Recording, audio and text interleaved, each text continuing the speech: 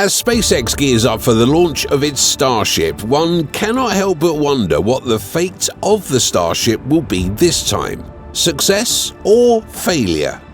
Well, due to the high rate of success recorded by Elon Musk's SpaceX, hopes are high that the imminent launch will be another walk in the park and that the spacecraft will soar. But even more than the launch, this is the first time SpaceX will attempt to catch the Starship Super Heavy booster using the Mechazilla tower, and excitement is definitely through the roof. Would the tower's chopsticks be able to catch the booster, or will we see a giant rocket crash into the launch pad? Find out everything regarding this in today's episode. And before getting into that, I would like to welcome you to Space Mind's channel.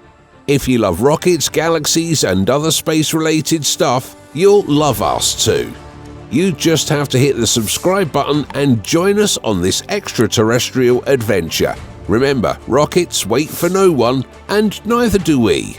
First, let's talk about this. How did we get here? What brought about starships, and why are we concerned about whether they will soar or collapse?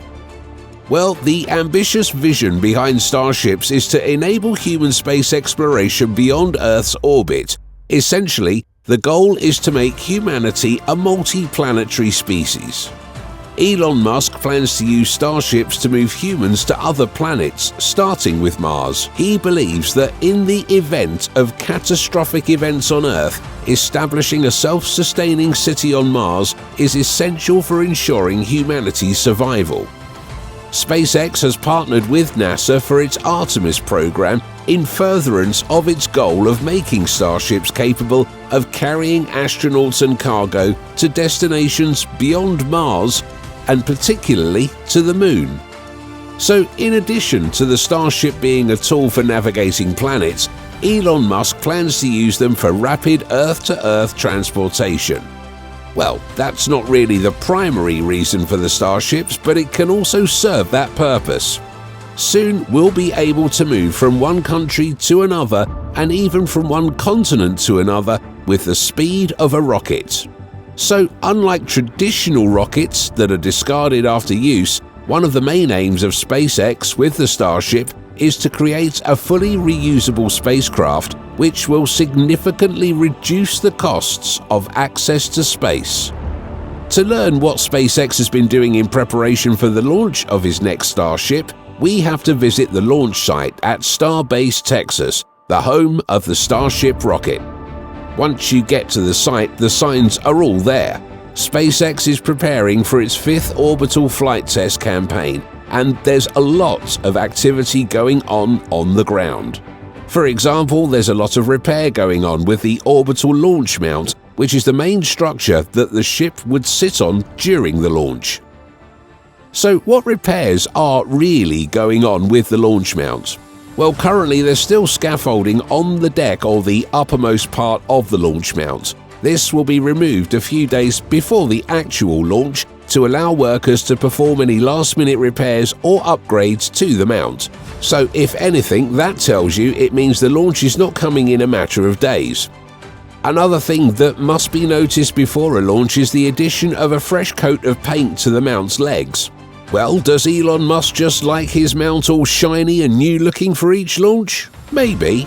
But once you consider the amount of flames that the mount has to withstand during each launch, you'll agree that it deserves a little bit of compensation in painting every time a new launch is to take place. Once all of these have been done, the only thing remaining is to stack the Starship, and voila, off we go. But you'll agree with me that while the launch is a truly exciting event, this time it's not exactly the launch people are fully looking up to. It's what happens after the launch. Oh yes, you know what I'm talking about. Launch number 5 is SpaceX's first attempt at a booster catch. Yes, tick-tock, guys, chopsticks showtime. For those who are not in the gist yet, this time around SpaceX is not using its normal landing method for the Starship booster.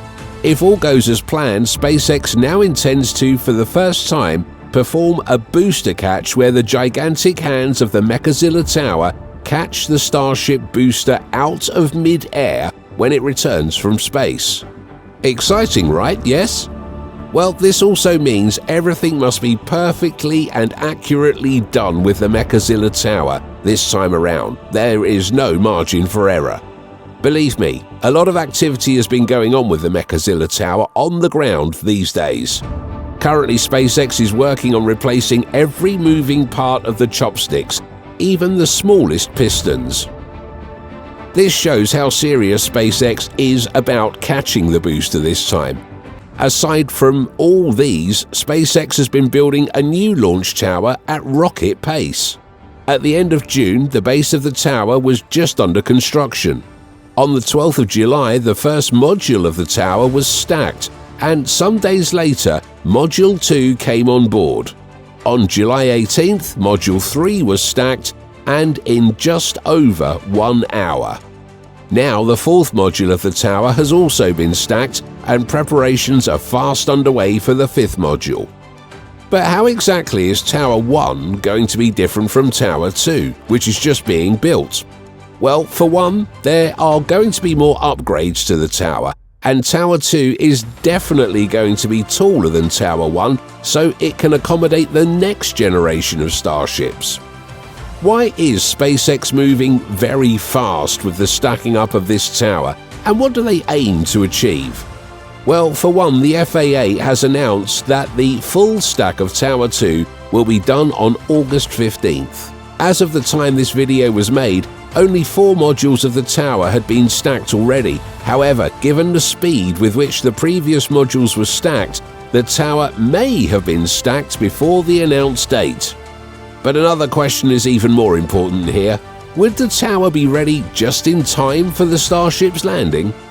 Well, given the timeline already presented by Elon Musk, the launch of the Starship is expected to happen in the early days of August, and the tower may just be ready at that time for the landing of the Starship.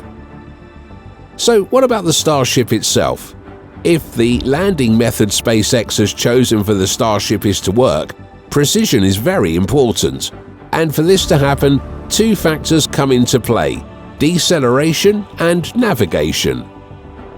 2 parts of the rocket are essential for ensuring this precision: the grid fins and the Raptor engine. These 2 systems play essential roles in the descent phase of the rocket's mission. In terms of deceleration, the last flight test conducted by SpaceX was impressive. At the test, the vehicle reduced its speed from over 200 km per hour to approximately 10 km per hour in around 20 seconds. But is that good enough for what SpaceX aims to do?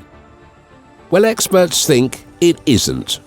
Many experts believe that a speed of 10 km per hour may still be too high for a precise landing, especially given the need for accuracy when targeting a specific landing zone like the Mechazilla tower. The vehicle must be able to reduce its speed to the extent that allows for a soft landing without damaging the rocket itself or critical infrastructure. And maybe 10 km per hour is just not it yet. As regards navigation, the effectiveness of the grid fins has been confirmed time and time again, especially in the recent test where they remained intact upon landing. However, concerns remain. Since the Starship is expected to rely on just one engine during landing, the precision of its landing may be jeopardized. The failure of SpaceX's launch will slow the normalization of space travel and future missions. If the Starship explodes, SpaceX's reputation is likely to take a hit.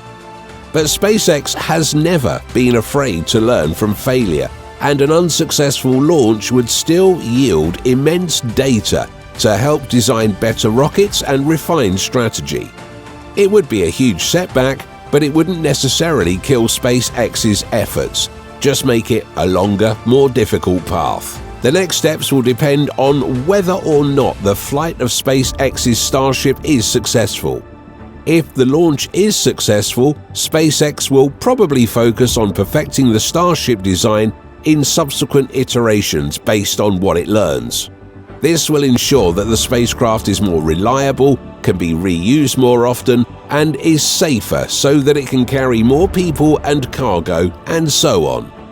The success of the launch would not only open doors for other, more complex missions, like orbital flights, lunar landings, or trips to Mars, but it could also speed up SpaceX's plans to use Starship for tourism flights or satellite deployment. On the other hand, if the launch fails, SpaceX will investigate the failure to learn what went wrong and then make the adjustments necessary to address it, whether that be redesigning the part, conducting more tests, and/or reducing the time between launches. In the end, whether or not the Starship flies, SpaceX will continue working towards its mission of making space easily accessible and ultimately establishing human life on other planets. If you enjoyed this video, please like it and subscribe for more intriguing discoveries like this. See you in the next video.